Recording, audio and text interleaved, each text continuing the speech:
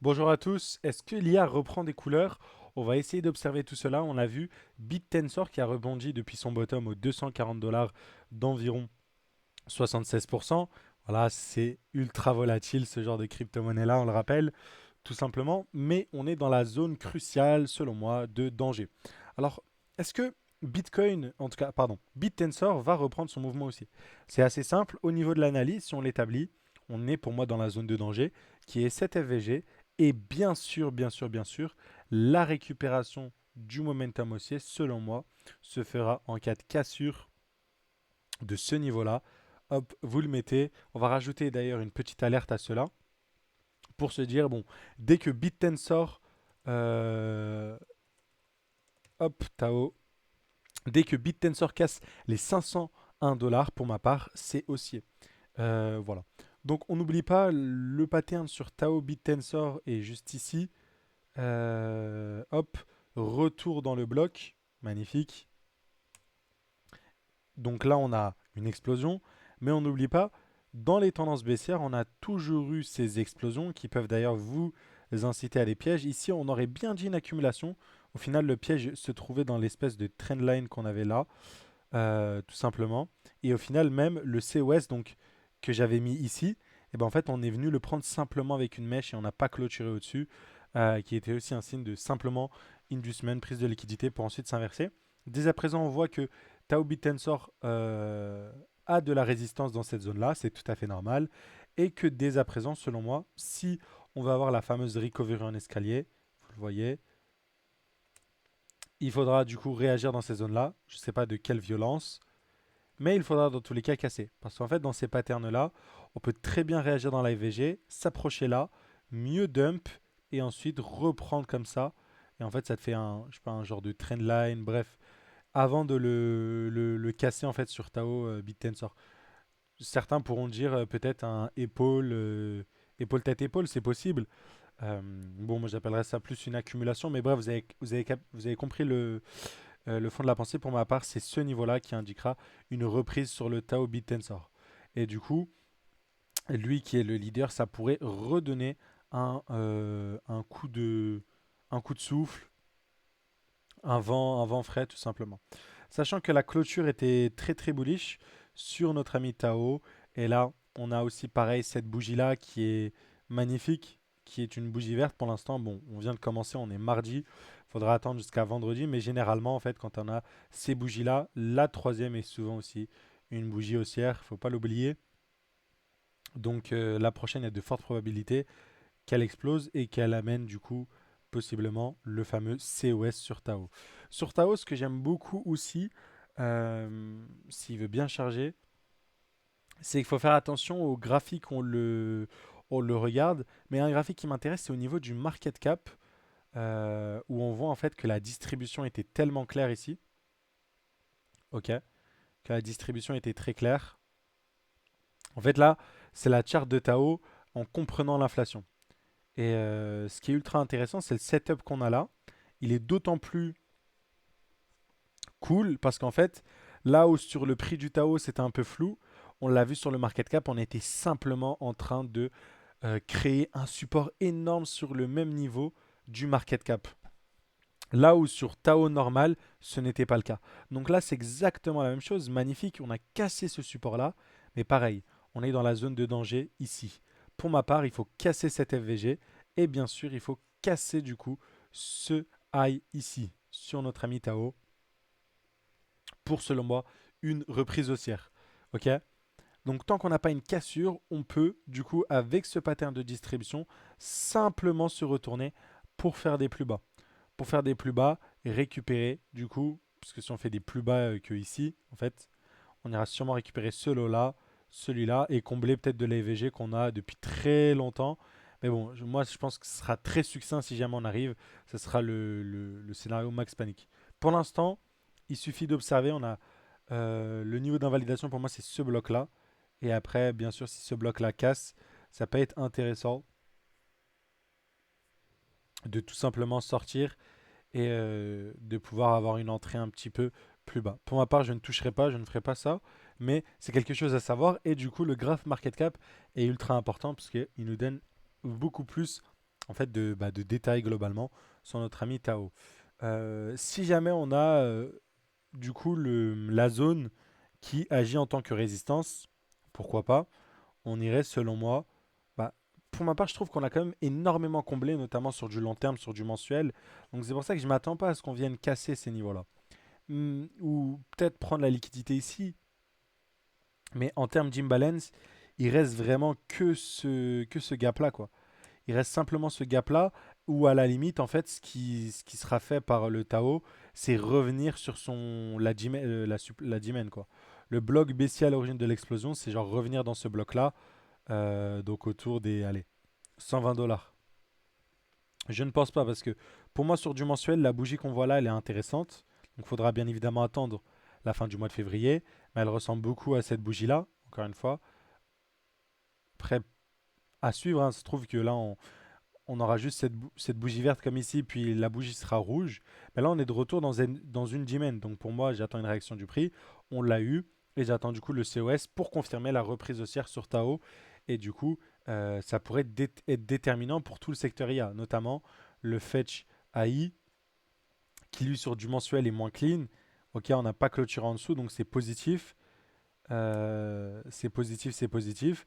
Mais pareil, on n'a pas de COS.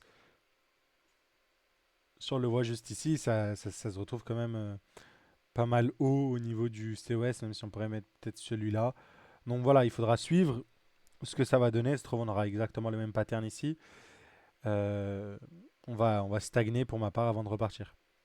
Il y a d'autres valeurs aussi du côté IA, comme le NIR, qui peuvent être intéressantes, parce que pareil, sur du weekly, on a eu des clôtures qui sont moyennes, on va dire.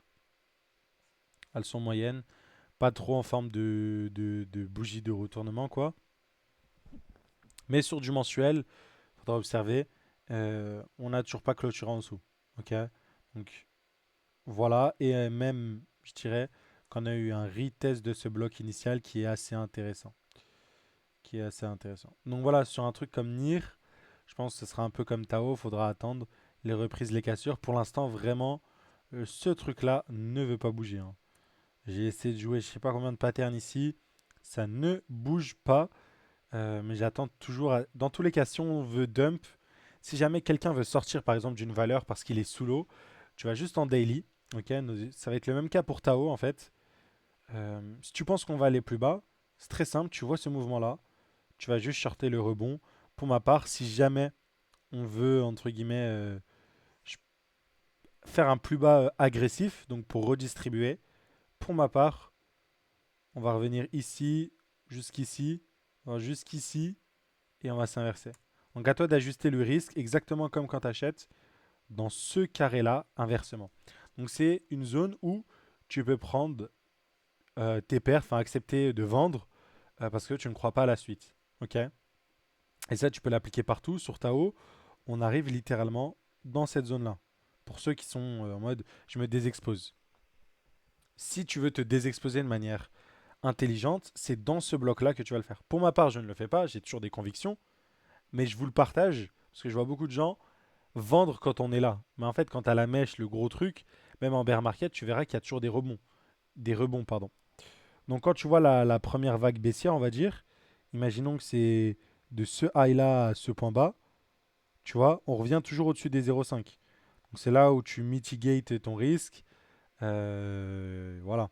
Pareil ici, cette jambe baissière, où Tao il a fait comment dire, hop, je vais enlever celui-là, où Tao a fait de 530 dollars à environ, on dirait 337, il a fait moins 36%.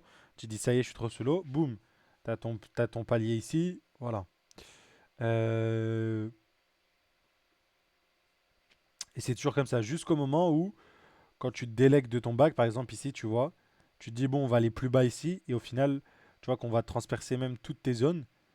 Bon, là, tu auras la belle distribution, mais tu vois, on aura un retracement qui va juste tout exploser. Donc, ok, tu as vendu là.